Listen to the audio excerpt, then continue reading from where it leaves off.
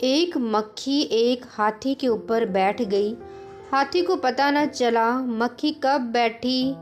मक्खी बहुत भिन भिनाई आवाज़ की और कहा, भाई तुझे कोई तकलीफ़ हो तो बता देना, वज़न मालूम पड़े तो खबर कर देना, मैं हट जाऊंगी।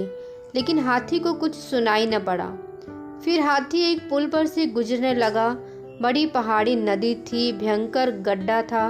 मक्खी ने कहा कि देख, हम दो हैं, कहीं पुल टूट ना जाए। अगर ऐसा कुछ डर लगे तो मुझे बता देना, मेरे पास पंख हैं, मैं उड़ जाऊंगी।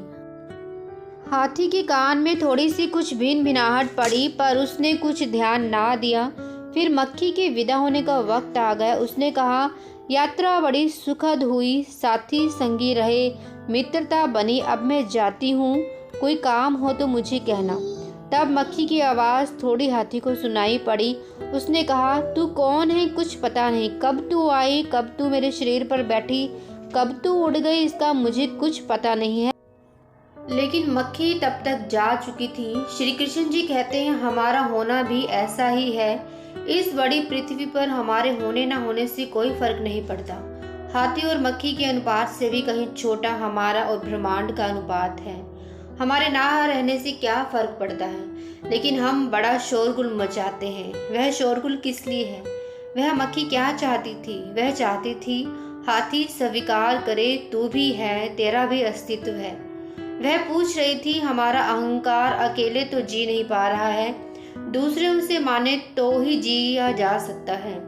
इसलिए हम सब उपाय करते हैं कि किसी भी भांति दूसरे उसे माने, ध्यान दे, हमारी तरफ देखें, उपेक्षा ना हो।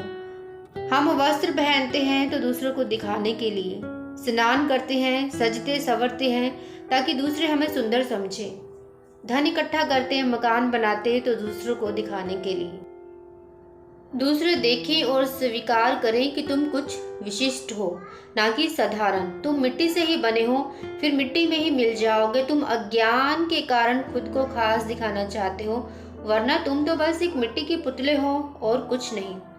अहंकार सदा इस तलाश में है, वे आंखें मिल जाएं जो मेरी छाया को वजन दे दे। याद रखना, आत्मा के निकलते ही यह मिट्टी का पुतला फिर मिट्टी ही बन जाएगा। इसलिए अपना झूठा अहंकार छोड़ दो और सबका सम्मान करो, क्योंकि सब जीवों में परमात्मा का अंश आत्मा ही है।